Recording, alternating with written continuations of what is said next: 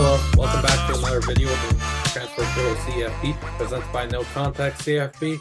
Left and right, coaches are getting fired and fired and fired. We're averaging like a coach fired per week now. Kind of crazy. And Drewster and I are here to simply talk about what coaches we could see replace those that were fired at Arizona State, Georgia Tech, and Nebraska. Little bonus at the end. We'll predict the next three coaches that we see getting fired. What is up, Andrewster?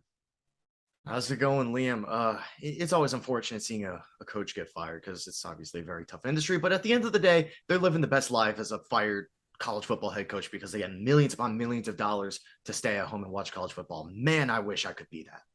That buyout is crazy. Every coach at a Power 5 that gets fired, they get that nutty buyout, and then they're working as an analyst for ESPN the next day. Maybe soon we'll have a coach. Maybe we'll have to go to the group of 5. But hey, if you get fired, got a spot right here at the Transfer Portal CFB to be an analyst. But let's talk Arizona State right quick, Andrewster. Who's replacing Mr. Herm Edwards? I mean, first off, who wants to go to Tempe right now? That place is a dumpster fire. They're facing NCAA violations, that ongoing investigation that seems to have been going for 17 years now.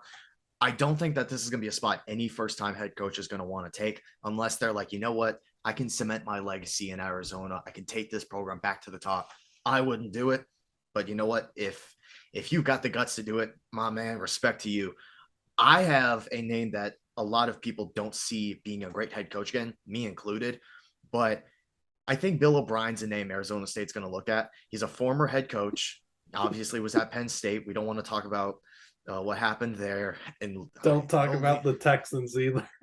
Yeah, don't talk about the Texans. About the draft. Don't talk about trading DeAndre Hopkins for David Johnson and a second-round pick that you already traded away for a seventh-round pick. Just don't let him be in charge of any decisions. Just let him be game day. But this is kind of like Bill O'Brien's get back into the head coaching game. Obviously, he's the offensive coordinator at Alabama. I'm not a fan of Alabama's offense. I don't think it's that good, but it's a name. Former head coach. Arizona State's going to view him as like stability. He's not going to be a wild card. He's not going to be a new guy. He's going to be someone that can get the program out of the mud. He's not going to get it to the sky. He might get it to like the level of a tree trunk, but then you get that next guy in a few years, and then he can take it to the sky. Bill O'Brien's not your final head coach. Bill O'Brien's the guy that gets you off the ground. You know, he fills your car with gas, and then you get the driver at the gas station. Hopefully it's like Lewis Hamilton or Max Verstappen, and you just zoom. But Bill O'Brien, Arizona State. Yeah. One, it does not sound at all like you like that hire. So that's great that you're – yeah, exactly. It's great that you're predicting something you hate. I despise that hire. I don't really have feelings for where I went for ASU. I'm going with Jeff Grimes, the Baylor OC, 54 years old. He was at ASU as an offensive line coach back in the day from 2001 to 2003. You know, kind of a familiar face. Obviously, you spoke about how awful the program is in right now. The state is in terrible shape. Offensive lines are always a strength under a Grimes coach team. So let's try and just build stability in the trenches. That's what Grimes is going to do from day one while you're going through this tough period. You know, you could start the ascension of this Arizona State program from inside the trenches under Grimes, and then we'll build throughout that. That could happen. That could work well. Again, like Bill O'Brien, he might not be the guy long-term, but if he could take them to that next step, that's intriguing. The offenses under Grimes that we've seen at BYU were electric, was working with Zach Wilson doing great things. You know, I think there's just a lot of promising things that a Jeff Grimes coach team could bring. Obviously, the Baylor offense isn't electric or anything, but the scheme is still really good and strong. Like, I don't know. I like Jeff Grimes as the guy for ASU, truthfully. Yeah, I like that hire. I think you're looking at hires that you would like. I'm looking at hires that I would expect. I'm not expecting a great hire. I think that's very fair because I'm not the guy I went with for Georgia Tech. I am not expecting to get hired by. Me neither. I would, me neither. Okay, who you got? Who you got? Okay, I don't expect it because I honestly don't think he would leave the program he's at right now. But if you have the money, and we know Georgia Tech's got money, Why would you not throw a bag at Coach Prime? Why wouldn't you? It's going to be an amazing opportunity for you to be able to recruit in your state. I mean, right now you're in a state with arguably the best team in college football right now in Georgia. You get Coach Prime in there, the NIL opportunities in Atlanta would be insane. Not only are you going to get that Atlanta money, you're in a power conference, and you have Coach Prime. Now, is Coach Prime the best coach in college football that's going to be on the market? Probably not. But he's going to be able to get talent in the door. I mean, he got Travis Hunter to go to Jackson State. He will also get Travis Hunter to follow him to Georgia Tech. He will be able to get top tier talent, and he will be able to get literally any coordinators that he wants. He can get former NFL players, former college football players from Florida State. And you know what? He's going to be able to rub it in Florida State's face. Florida State didn't show interest in Coach Prime. And you know what? They're not going to be able to get him again. Now, they're probably not going to want him because Mike Norvell's doing a pretty good job this year. But he can now rub it in Florida State's face. And if he beats them, he can be like, you know what? You could have had Coach Prime. You don't have him anymore. Now you got to face him every year. And Florida State's fans will hate him even more. That is very intriguing. Obviously, a name that is going out there for that Georgia Tech job. A lot of steam picking up. Personally, I just don't see it happening because I think Georgia Tech, I feel like Georgia Tech would mess it up in the way that, sure, maybe Prime has interest, but then Georgia Tech would offer him like $10 instead of the 10 gazillion he should get for this. They just fold the bag. I'm going with Tennessee's offensive coordinator and play caller right now for the Georgia Tech job, 38-year-old Alex Golesh, born in Russia, by the way.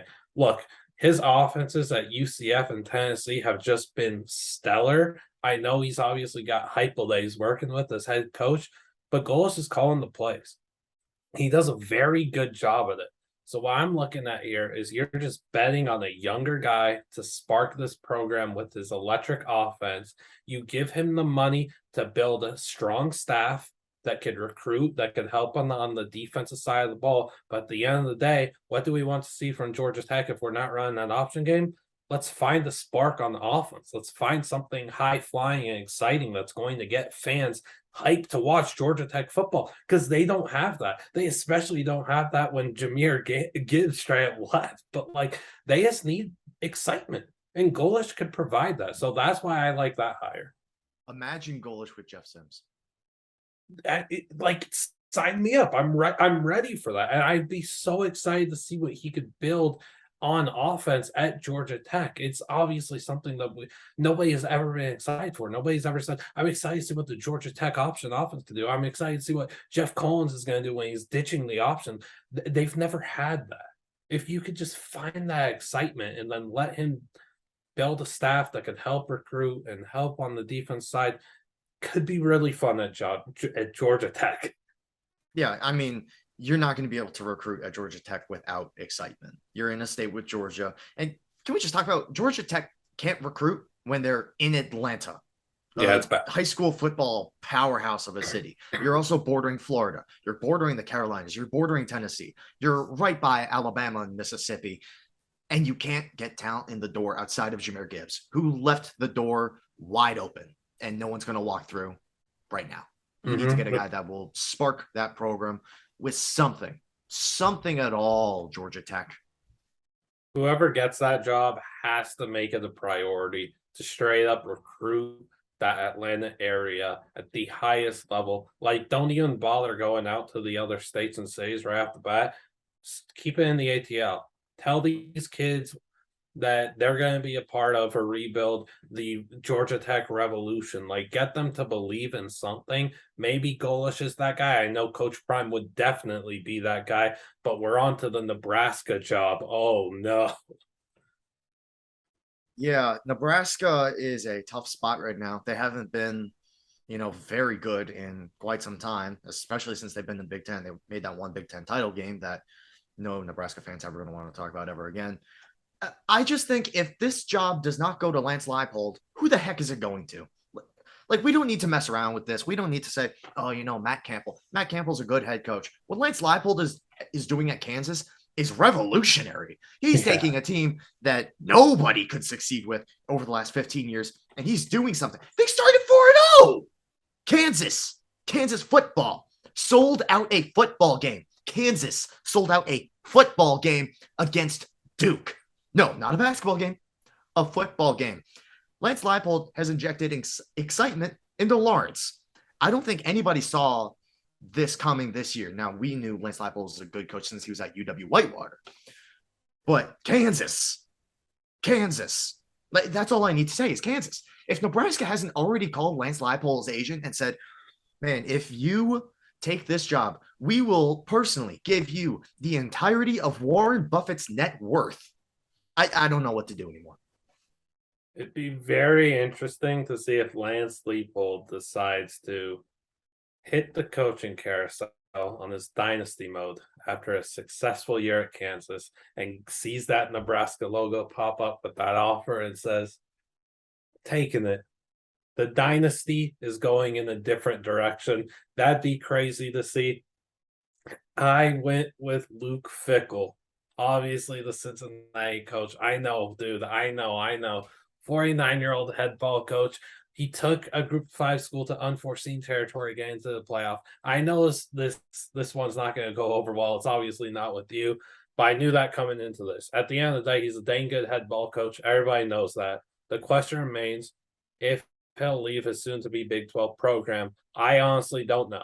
I really don't know. But I do know that Nebraska is going to throw a large sum of money to whatever head coach they want. If that man is Luke Fickell, he's going to have to turn down a heck of a lot of money, a lot more than Cincy is giving him. That's why I'm going here. I know it's not going to go over well with a lot of people.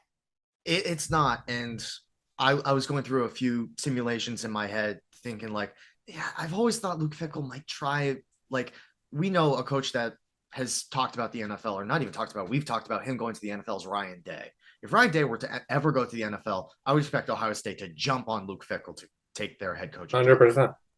But what if Luke Fickell took that head coaching job at Nebraska? What's stopping Ohio State from, just upgrading Brian Hartline? Brian Hartline's one of the best recruiters in the country.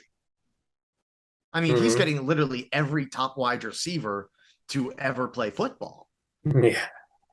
So that even has nothing to do with Nebraska. I'm just like, man, what if Brian Hartline got the offer from Nebraska? Nebraska's like, this dude's recruiting every single good wide receiver in the country to go to Ohio State.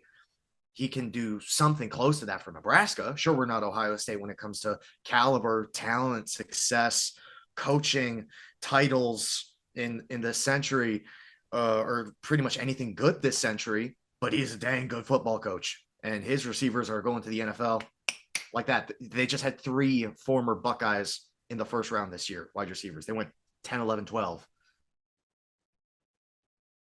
It's very funny because obviously probably one of the first people you think of for a new head coaching job is Brian Hartline.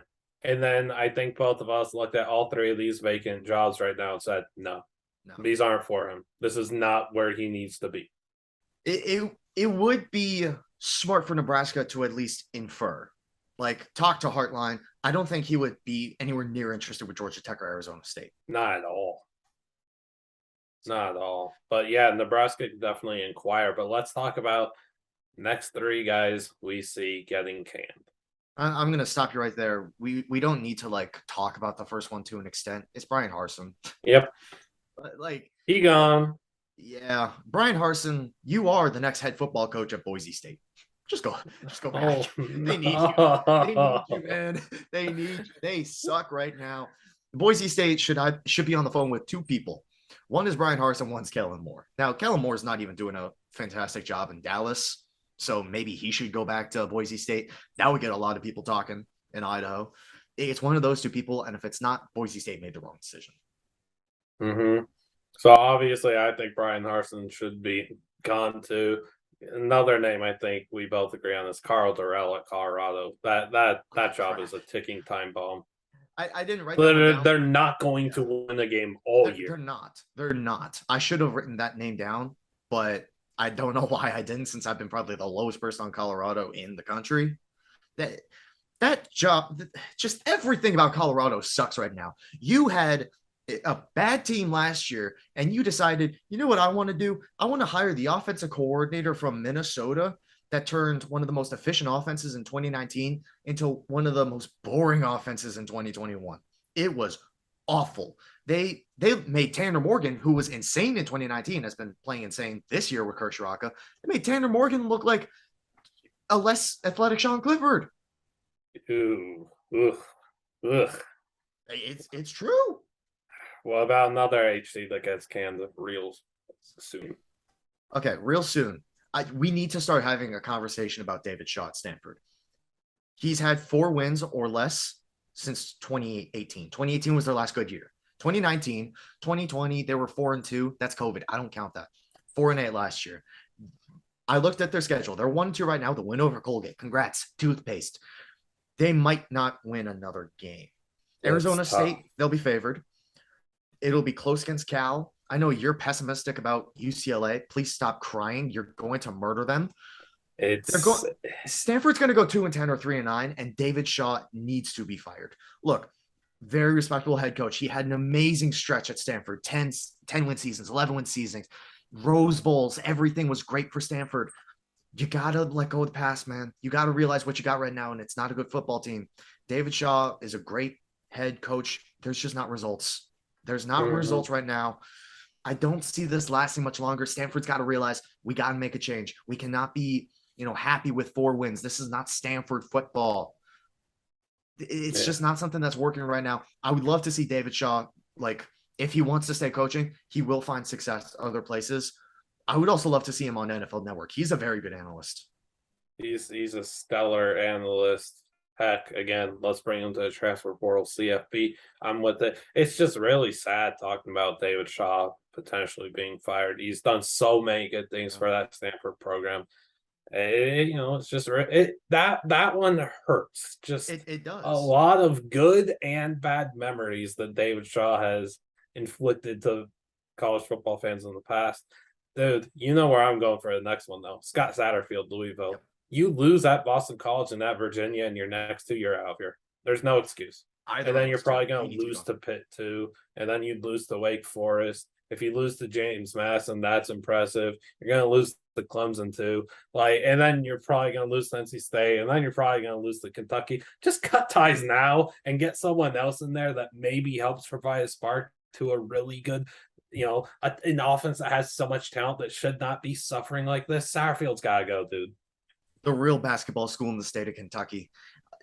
Yeah, Scott Satterfield's just not done anything great. Look, I think the world of Malik Cunningham. He has not been that great this year. He had a phenomenal game last week against USF. You made Malik Cunningham struggle because you refused to put in any good talent around him. His team sucks. Malik Cunningham, I will stand on this hill. If he had a half-decent team around him, that would be a very good team. A very good team. He's a dynamic talent. But we can't see that talent because the defense can't make a stop. The offensive skill positions around him are often weak. And the scheme is awful. I mean, we look at that Louisville UCF game from, 2 weeks ago? Gus Malzahn. Yeah, thanks for the memories.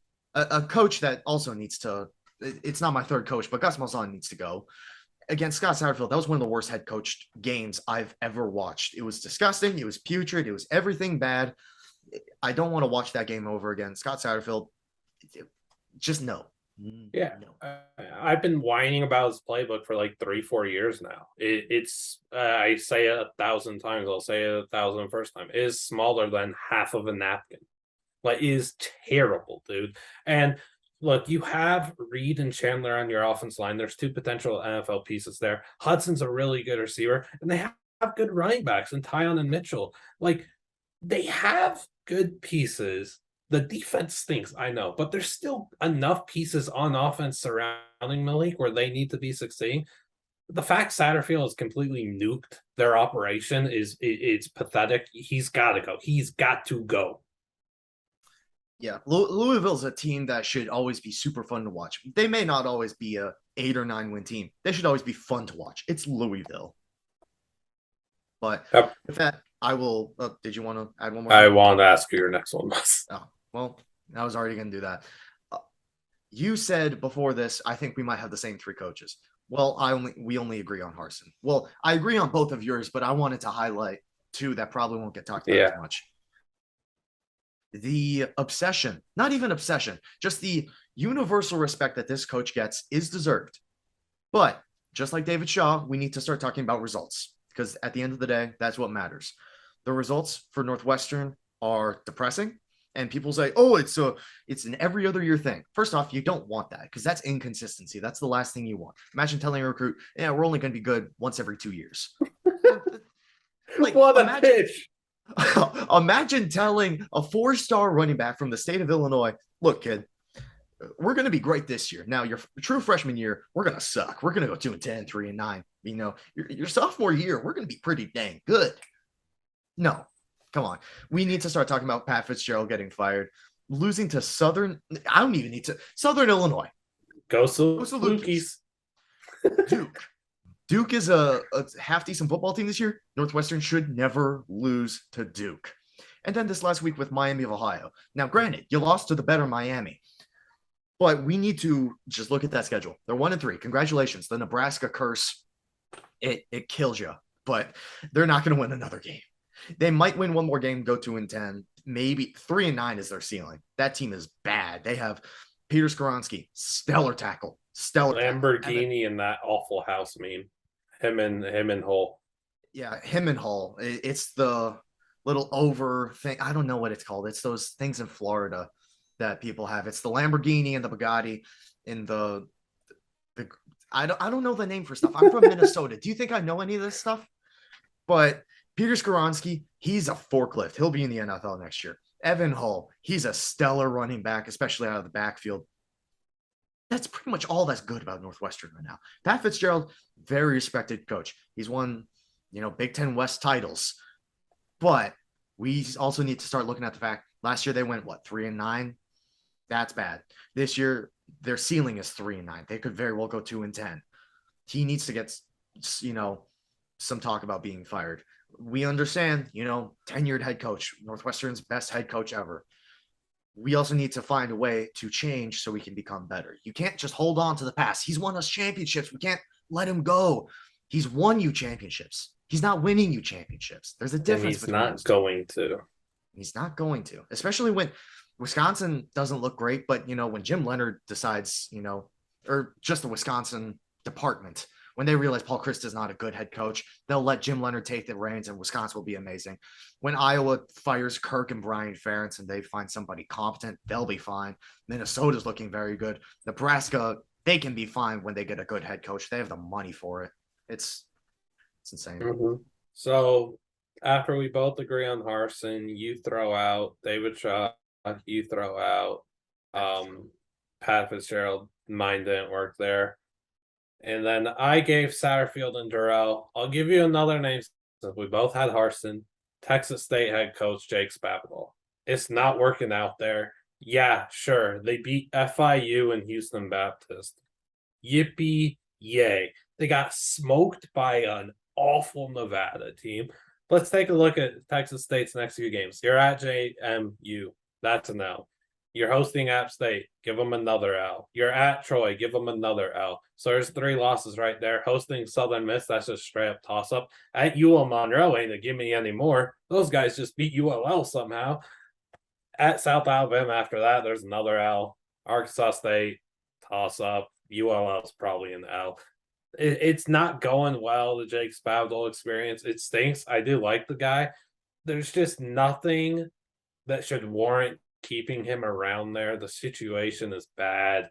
The offense is not up to par. The defense is not good at all. They've had good receivers in past years, but there's just nothing going on at Texas State that makes you think we got to keep going with Spavital. There's so many good programs and even programs that were bad that were, in the dumps in the state of Texas that have ascended and started their rise.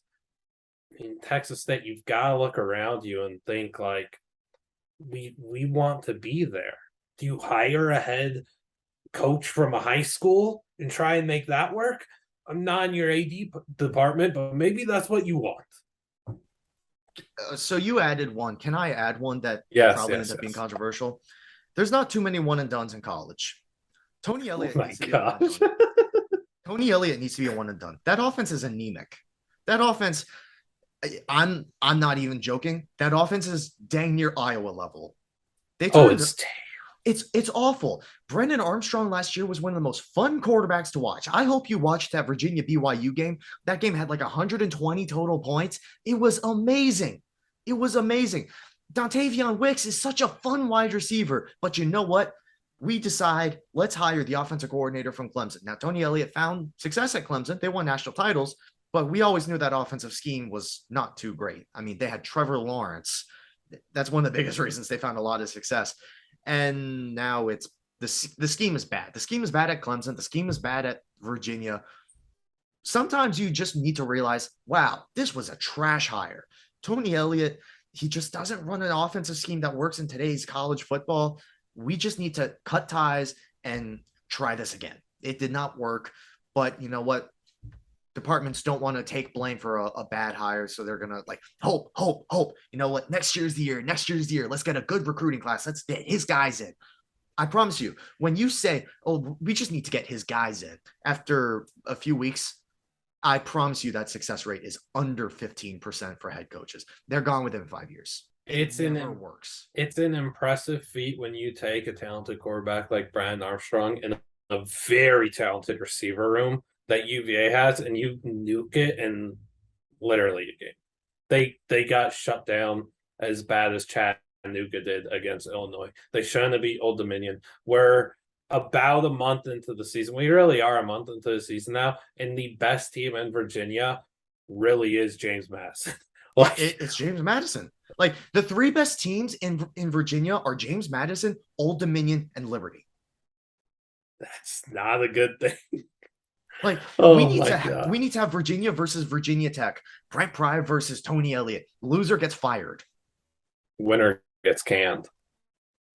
No, both of them gone. You know you know that's a 16-16 game going in the triple. No, it's like 3-3 because Virginia Tech's defense is good. Virginia's offense. It's just like I don't know, man. Because I was very pessimistic about Virginia going into the year, while a lot of people were like high on them and excited. I was just like, it's Tony Elliott. It's his offense. You don't think they're going to struggle? I remember telling you that straight up when they were playing Richmond, and you were looking into possibly betting that game. I told you, dude, don't put your money in Tony Elliott's hands. And you didn't. Thank goodness. But my gosh, I think it's hilarious that you want to see a one and done head coach in today's game. It's not a go there, succeed, and leave. It's a go there, really bad stuff happening. Let's get on out here and let's try this again. It's kind of like the Cardinals with Josh Rosen and going for Kyler Murray. Or it should be the Broncos with Nathaniel Hackett. Oh gosh, yeah. What if we traded Elliott for Hackett? I'm out. All right, that'll do it. That'll do it. Yeah, that'll do it for today's video. We appreciate you so much for watching, but please make sure to comment below what coaches you see getting fired in the near future, who you think will take over at ASU, Georgia Tech, and Nebraska. Please make sure to like and subscribe as well. We'll catch you on the next one. Appreciate you a bunch. See ya. Bye, Andrew, for share.